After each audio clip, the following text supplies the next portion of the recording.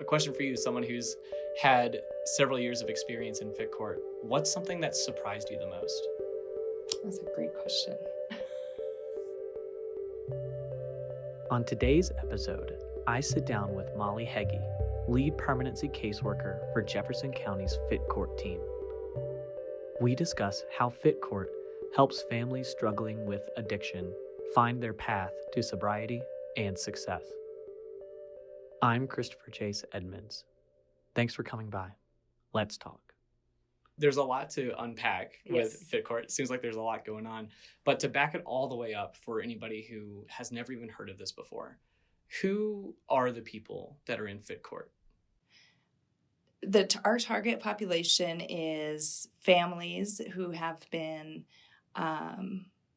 where substance use has been identified as one of the concerns as to why the division has become involved within the family. Obviously, there's several other reasons sometimes with our families. There's lots going on. We target the more high-risk, high-needs families who have had previous removals, families who had previous dependency and neglect cases, families who have had just previous involvement with any of the counties in our state.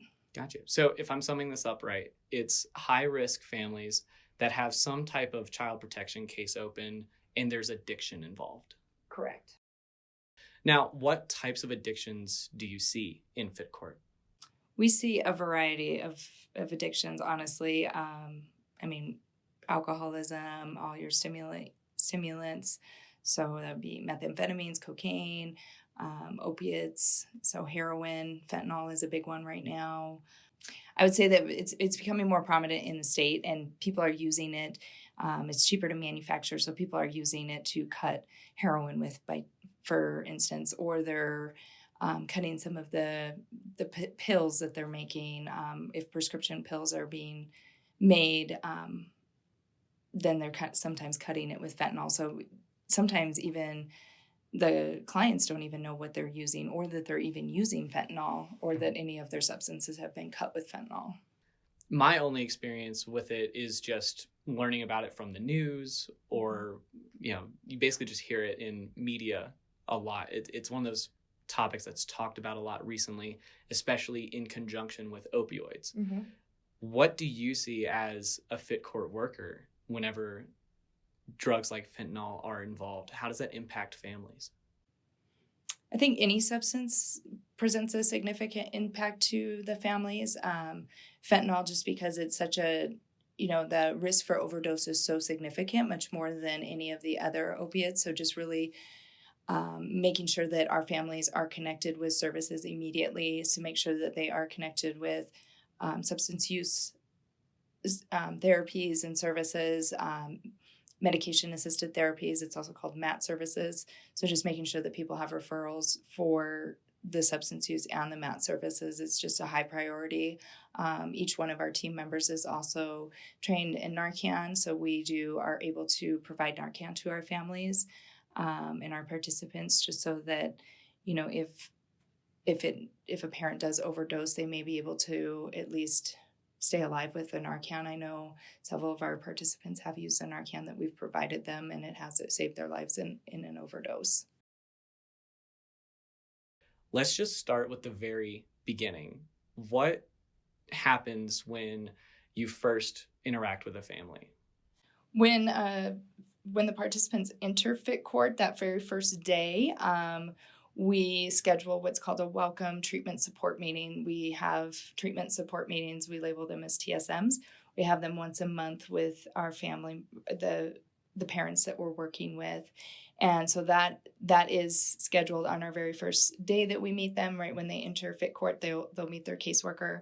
They'll typically meet the Savio House supervisor, and then they'll meet their attorneys and the guardian ad litem as well. They'll meet them that day.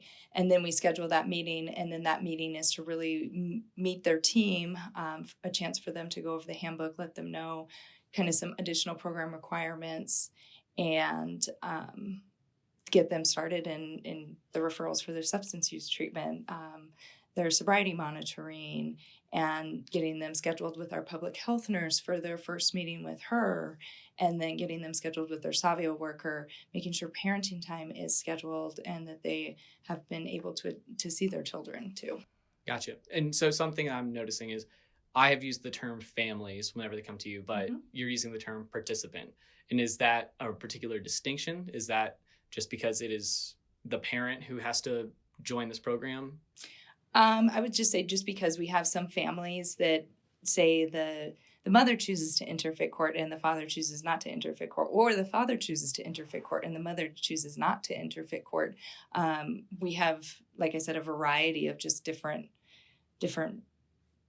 participants within the program. So it's just kind of the family in itself. Sometimes we have both mom and dad in fit court, and sometimes we just have the mom or the dad. Gotcha. And another thing I'm noticing is you're saying that they choose. This is a voluntary program, right? Absolutely a voluntary program, yes.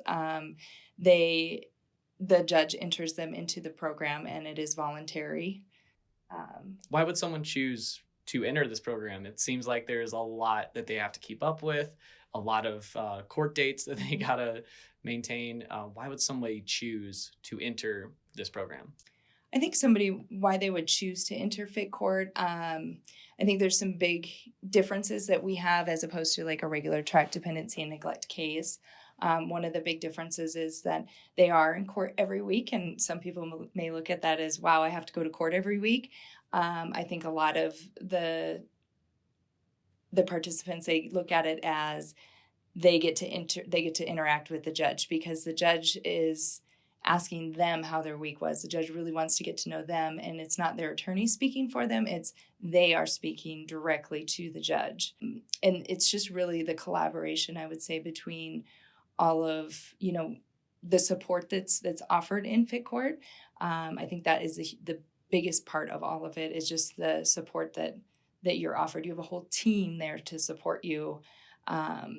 And at our staffings, it's, the caseworkers are there, the attorneys are there, the judge is there, our court coordinator is there, treatment is there. We have numerous treatment providers there. We have the fatherhood program there. So we're all collaborating and, really determining what the parents need as they move through the program. Now, all that support sounds great, especially for a family who might be going through something that would lead them into fit court. Do families ever get overwhelmed with the amount of people involved? Absolutely. And I think, just letting them know at the very beginning, each of the families that I work with, when I meet with them for the first time, I will say, you're going to meet a lot of people, and it's okay if you don't remember our names or our roles. And you can say, I'm sorry, I don't remember who you are. Can you tell me what your role is in my case? So it is very overwhelming, but I think a lot of the families, they really like the support once they're able to kind of get through the initial meetings with everybody and, knowing who everybody is. You mentioned how that support is a big difference between joining the fit court program versus the alternative. Can you describe for me what that alternative is if someone chooses not to enter fit court? On a regular tract dependency and neglect case, they'll be in court every 60 to 90 days. As I stated, in fit court, we're in court every week. So just the collaboration between everybody on a weekly basis is much more intensive and individualized, I would say. It's individualized. Would you say that fit court requires a lot more effort on behalf of the parents? I wouldn't say it requires a lot more effort, because if a parent is involved in a regular tract dependency and neglect case and, substance use is an identified concern, I think they can still absolutely be successful. Again, it's just that collaboration piece and just those additional supports for the families that maybe have struggled in the past and have struggled significantly with their sobriety over and over throughout the years. Gotcha. So the real difference is by volunteering for this program, you are getting that support that you might not have otherwise. Yes, and we're Fit Court is we make sure that we connect our parents with peer supports within the first very first when they enter. So we're connecting them with the peer so that they're establishing these supports within the community very early on. Because our hopes is that once they complete the program, they continue into recovery and they have built enough supports within their recovery and within the community for them to be able to continue to be successful. And as recovery is a lifelong process. Have you seen that happen where people graduate from this program and are completely sustainable in their recovery? Oh, absolutely. And, we have family members that come back who had, they had completed the program successfully, and they come back to see the judge, and they come back to, be in court with us and, talk to the other participants that are there and the other families that are there, and they come in and talk with them. So one thing I saw in the handbook is that there are several opportunities to be celebrated as you're working through this program. And one of them that was mentioned was securing housing or securing employment. What kind of difference do you see in people once they've reached that milestone?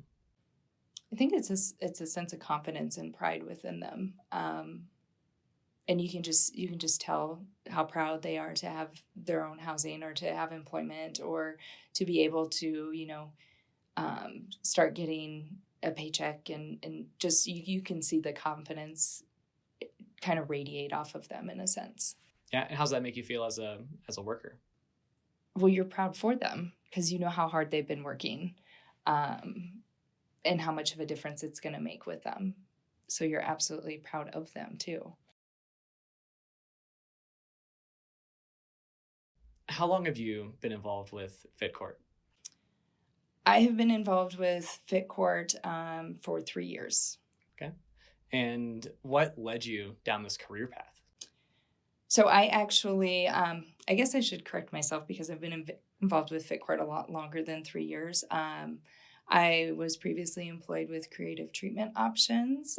So I worked with a lot of the Fit Court clients. Now, is that another provider that's involved as part of that collaborative team for families? Yes. What have you seen as far as differences working on it in your previous role with one of the third-party providers versus now where you're working for Jefferson County Human Services? The biggest difference is working with the kids. What do you mean by that? Because you work with the whole family unit as opposed to working just with one parent, if that makes sense. Gotcha. So in your previous role, you were working with just one parent. Correct. And in your current role, you get to see the whole family? Correct. How do you like that? I absolutely love it. I think the kids the children bring such a different aspect to, the whole kind of understanding the whole family. One thing to note is that we are very lucky to have this type of system in our area and serving our community. Not all places have this. Not all places have a system like Fit Court, much less one that is on the leading edge where it's been selected as a learning court as well.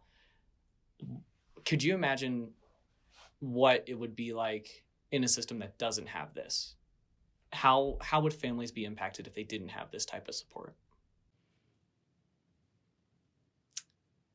I think that, because of just this, there's so much collaboration between so many professionals on the Fit Court team and with treatment and therapists and just there's just the extent of collaboration and just really identifying and trying to help the families for each of their individual needs and, coming up with new ideas that maybe, a very small group won't be able to come up with, but just kind of brainstorming so many different ideas and perspectives and everybody, they each bring their own experience and their trainings and their education. And I think it's just the collaboration piece is just significant, and to kind of watch it in action is just something really special.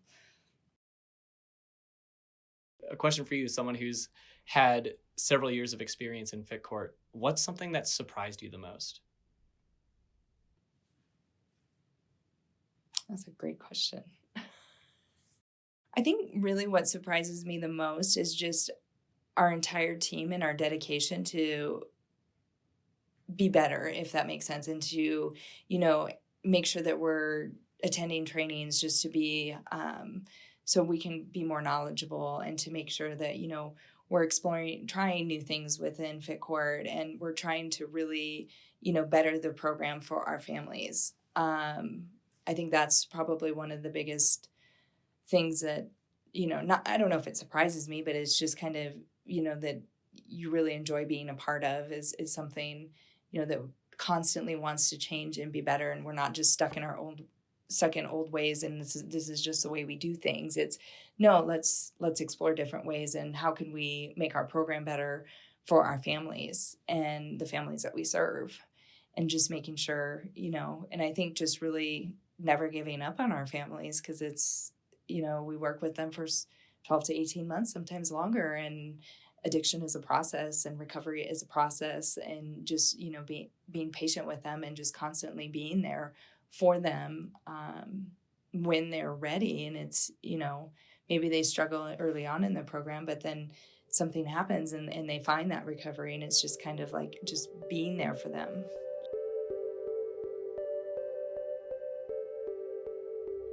Well, thank you so much for coming by and talking with me. I've learned a lot. To learn more about Jefferson County Human Services and the programs they offer the community, visit them online or on social media on Facebook, Instagram, and Twitter at Jeffco Human Services.